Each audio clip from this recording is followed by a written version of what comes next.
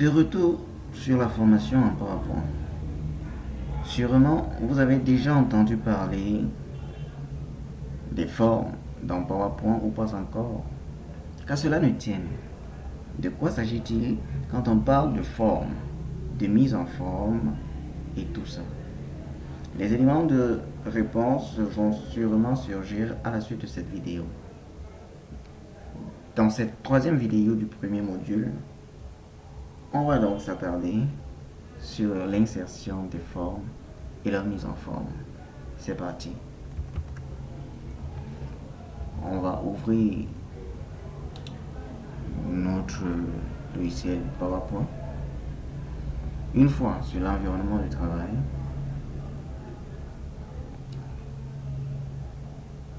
on va aller choisir d'abord la disposition. La disposition idéale, à mon humble avis, c'est le vide, puisque ça nous permet de définir à notre guise notre disposition.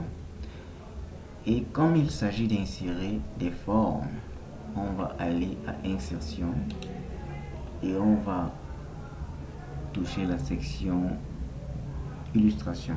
Dans cette section se trouve forme qu'on peut dérouler.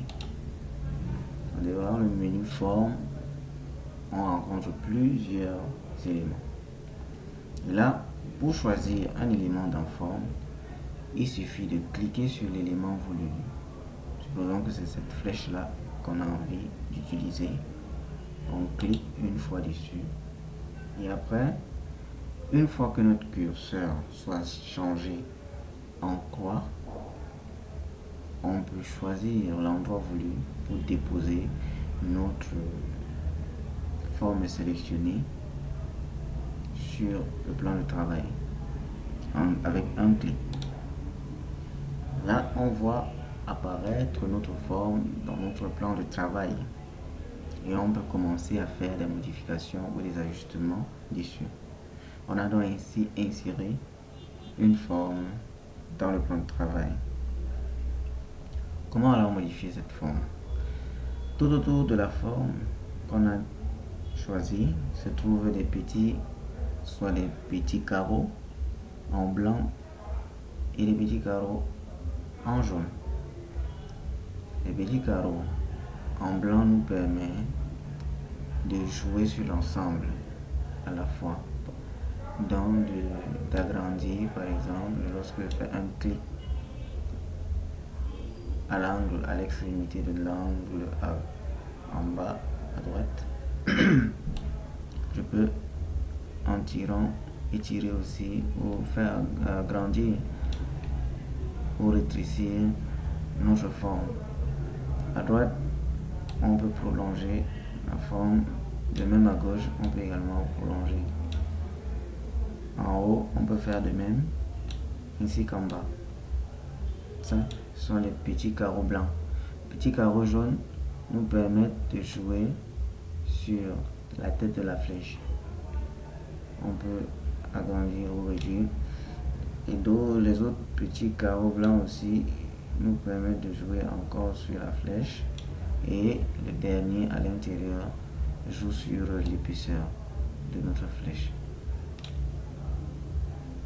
En haut, on se rend compte qu'il y a un petit un arc de cercle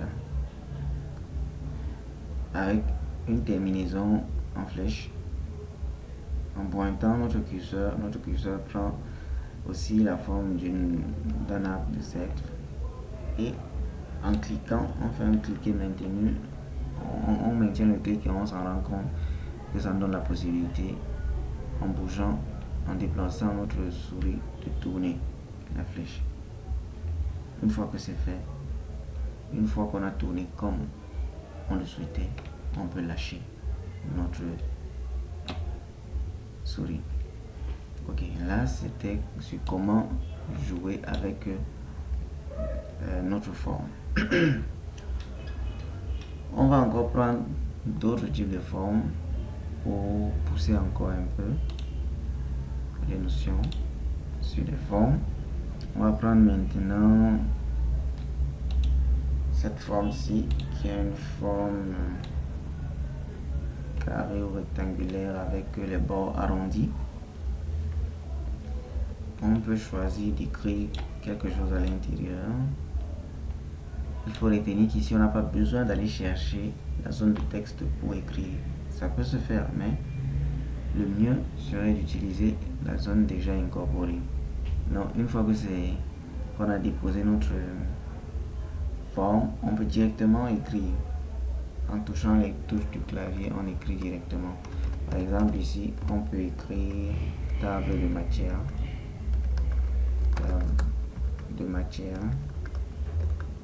Manuel.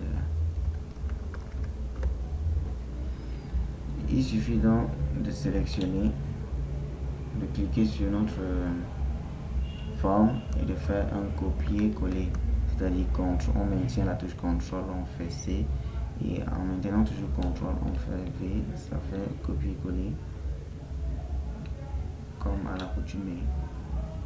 Et là, on peut juste entrer à l'intérieur et modifier encore. Comme c'était manuel, on peut mettre par exemple automatique.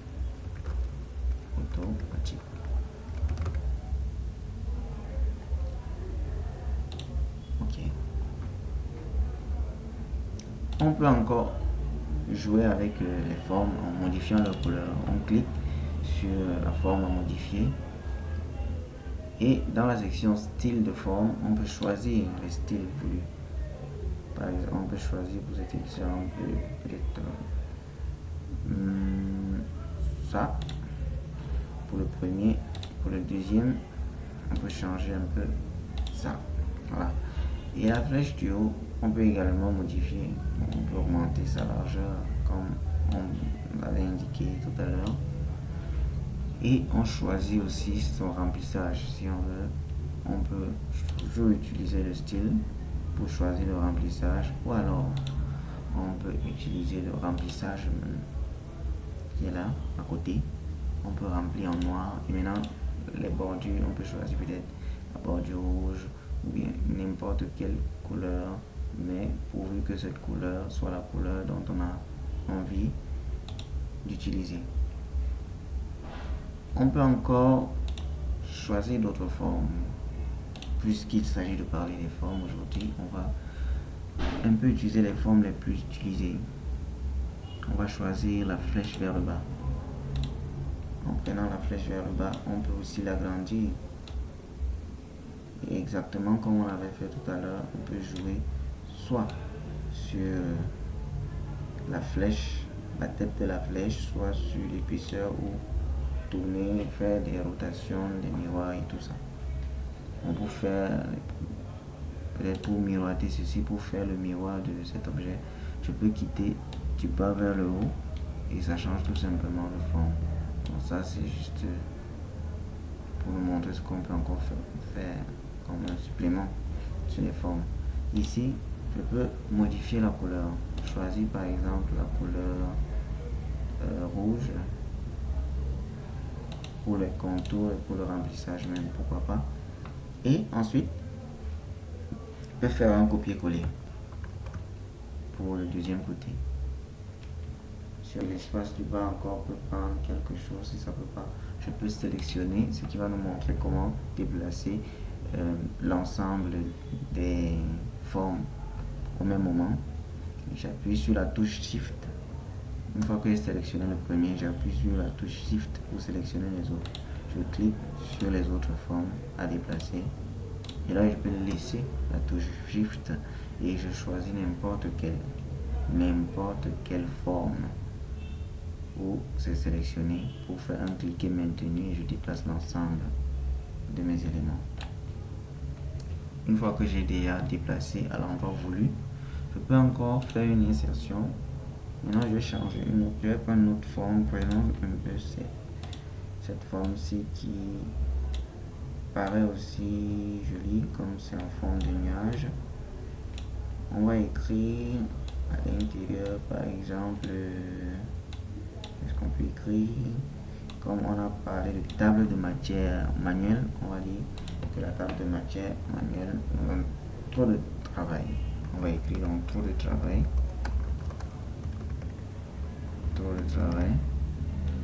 Et on va faire un copier-coller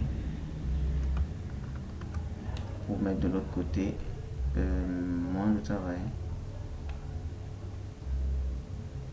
Tout simplement, on met moins de travail. Donc j'enlève trop, j'efface trop et je mets moins de travail. Là, je peux encore jouer sur les styles. Je peux choisir le style qui me plaise.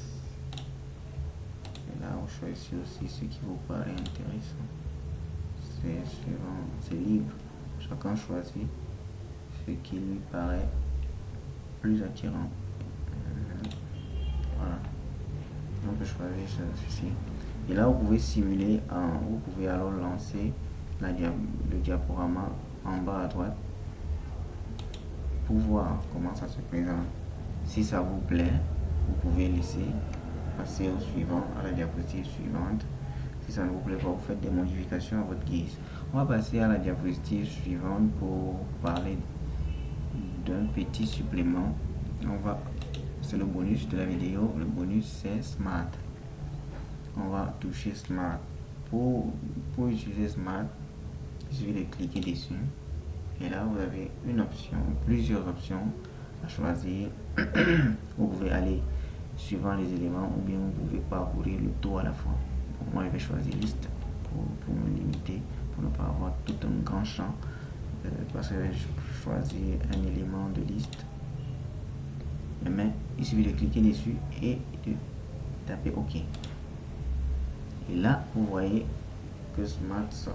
On peut aussi déplacer Smart un peu comme on déplace les objets, comme on déplace les formes.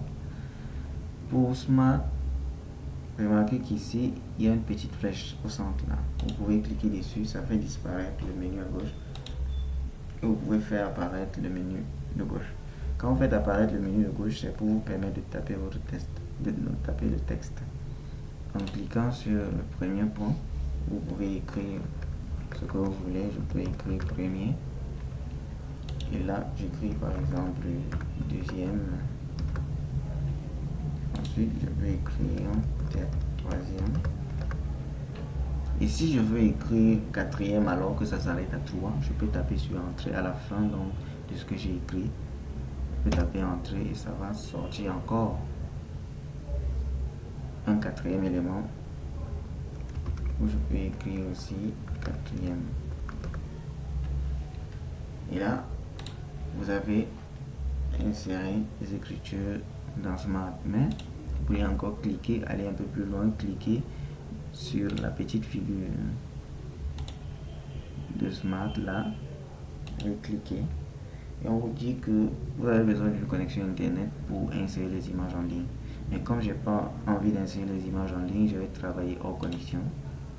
Je vais aller sur mon bureau. Je vais choisir une image. Je peux décider de mettre par exemple l'image de Word. On clique sur insérer juste. Je vais recommencer encore pour une deuxième fois. Je clique sur l'image dont j'ai envie d'insérer. Travailler hors connexion. Je pars à l'endroit où j'ai envie de choisir mon image. Ensuite, je clique sur l'image voulue et je clique sur insérer en bas. Ça insère l'image, etc. Vous insérez les images que vous voulez. Si ça ne vous intéresse pas, vous n'insérez pas. Et vous cliquez à côté pour voir le rendu. Ou bien vous lancez la simulation pour voir le rendu. Vous appuyez sur échappe si vous voulez rentrer où vous étiez. Et on peut un peu jouer encore avec Smart en choisissant le style. On clique dessus, on double-clique, ça nous fait directement apparaître encore un onglet création. Il y a format, il y a création, particulièrement pour Smart, il y a création. On peut changer les modèles, on peut changer les couleurs à notre guise, on peut choisir n'importe quelle couleur. Et on peut aussi modifier le style de Smart. En déroulant ce menu, on peut avoir les styles 3D, on peut avoir les styles un peu raffinés, on peut avoir les qualités qui nous plaisent. Et une fois que c'est validé, on peut choisir et cliquez à côté. Voir le rendu si vous voulez. Généralement, on utilise ça pour les plans, pour faire les plans. Le style de liste ici, peut-être l'introduction, matériel, méthode, résultat, discussion, conclusion, par exemple. Et nous sommes ainsi arrivés à la fin de cette troisième vidéo portant sur l'insertion des formes et la mise en forme. La prochaine vidéo sera la quatrième et la dernière vidéo du premier module. Cette vidéo va résumer les 3 premières vidéos et on va faire une présentation ensemble pour voir comment est-ce qu'on peut utiliser les 3 notions préconçues, les 3 notions déjà vues pour pouvoir créer une présentation claire et simple. Sur ce, je vous remercie d'avoir suivi la vidéo et on se dit à la prochaine vidéo. N'hésitez pas de vous abonner si ce n'est pas encore fait et de partager si ce contenu vous a paru intéressant. À la prochaine.